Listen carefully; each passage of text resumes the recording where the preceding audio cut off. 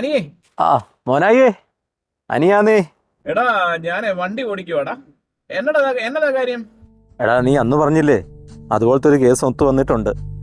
ഞാൻ വണ്ടി ഒന്ന് പാർക്ക് ചെയ്യട്ടെ, എന്നിട്ട് ഞാൻ ഒന്ന് ഹോൾഡ് ചെയ്യും. ഞാൻ ഇപ്പൊ വണ്ടി പാർക്ക് ചെയ്യാം. ഓക്കെ അനി, നീ എന്നതാ ഒത്തു വന്നെന്ന് പറഞ്ഞേ? എന്നതാ കാര്യം? എടാ അത് നീ അന്നൊരു കേസ് പറഞ്ഞില്ലായിരുന്നോ, അതുപോലത്തെ ഒരു കേസ് ഒത്തു വന്നിട്ടുണ്ടടാ.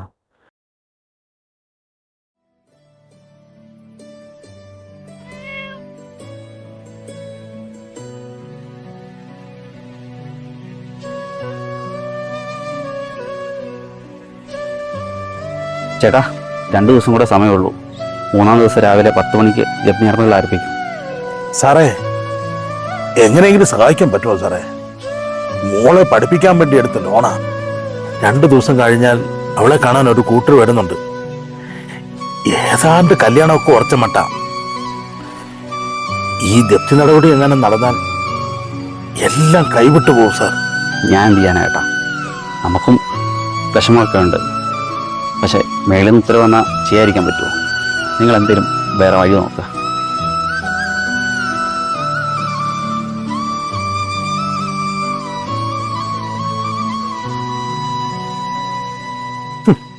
പാർട്ടിപ്പേര് വരുന്നുണ്ട്. കറക്റ്റ് സമയത്താ വരവ്. എന്നാ മണിയാ, എന്നാ രാവിലെ? ആരാ പോയത്? നിങ്ങൾക്കൊന്നും അറിയേണ്ട കാര്യമില്ലല്ലോ. പിരിവെടുക്കാൻ മാത്രം കൃത്യമായിട്ട് വരും. എന്നാ ഇപ്പൊ ഇവിടെ ഉണ്ടായത്? മറ്റന്നാ ഇവരുടെ വീട് ജപ്തിയാ.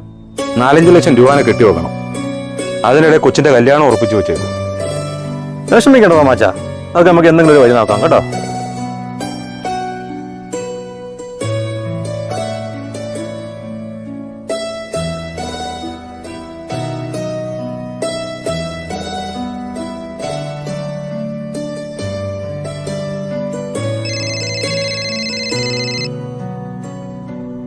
അനിയേ.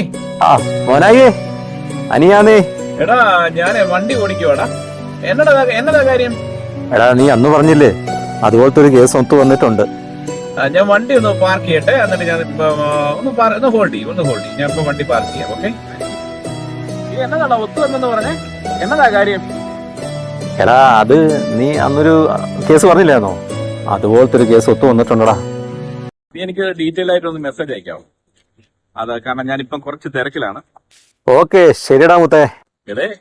ഇതൊരു മനുഷ്യൻ പോലും അറിഞ്ഞേക്കല്ലേ കേട്ടോ. ഓക്കെ എടാ അതൊക്കെ ഞാൻ ഡീൽ ചെയ്തോളാം, നീ ഒന്നും അറിയണ്ട. ബാക്കിയുള്ള ഡീറ്റെയിൽസ് ഞാൻ മെസ്സേജിൽ ഇട്ടേക്കാം, വാട്സാപ്പിലെ ഡീറ്റെയിൽ കേട്ടോ.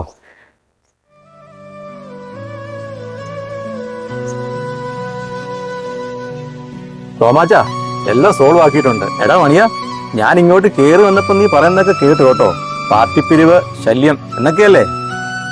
എടാ ഞാൻ ഇന്ന് വരെ നിന്റെ കിட்ட ഒരു പാർട്ടിപ്പിരിവ് എന്ന് പറഞ്ഞ് വന്നിട്ടുണ്ടോ? പക്ഷെ നിനക്ക് ഗുണമുള്ള പല കാര്യങ്ങളുമായിട്ട് ഞാൻ ഇവിടെ രാഷ്ട്രീയക്കാരനായിട്ട് തന്നെ വന്നിട്ടുണ്ട്, ശരിയല്ലേ? അതേ പാർട്ടി ബന്ധം ഉപയോഗിച്ച് തന്നെ ഈ ജപ്തി ഞാൻ 2 ദിവസത്തെ നീട്ടി വെച്ചിട്ടുണ്ട്. ബാങ്കിൽ കെട്ടാനുള്ള കംപ്ലീറ്റ് പണവും 2 ദിവസത്തിനുള്ളിൽ അവിടെ എത്തിയിരിക്കും. ഇത്രയും പണമൊക്കെ എവിടെ നിന്നുണ്ടാവാൻ അനിയേ? തോമച്ചാ, നമുക്കൊരു പ്രശ്നം ഉണ്ടാകുമ്പോൾ ജപ്തി യന്ത്രമില്ലാതെ നിൽക്കുമ്പോൾ നമ്മൾ അവസാനം വിളിക്കുന്ന ഒരു കൂട്ടരുണ്ട്. ചെവി അറിയാതെ അവർ കാര്യങ്ങൾ ഭംഗിയായിട്ട് നടക്കും. തോമാച്ചിന്റെ ജപ്തിയും നടക്കിയല്ല, കൊച്ചിന്റെ കല്യാണവും ഭംഗിയായിട്ട് നടക്കും. ഇത്രയും പോരെ? ശരി, എന്നാ ഞാൻ പോട്ടെ. ഡാനിയേ, നീ ഒന്ന് ക്ഷമിക്കടാ. അത് കുഴപ്പമില്ലടാ. എടാ എന്നാലും ആ കാശ് തന്നെ ആരാ? അറിയാനായിട്ടൊരു ആഗ്രഹം കൊണ്ട് ചോദിക്കുന്നു. എന്നാ അയാളുടെ പേരെന്നെ?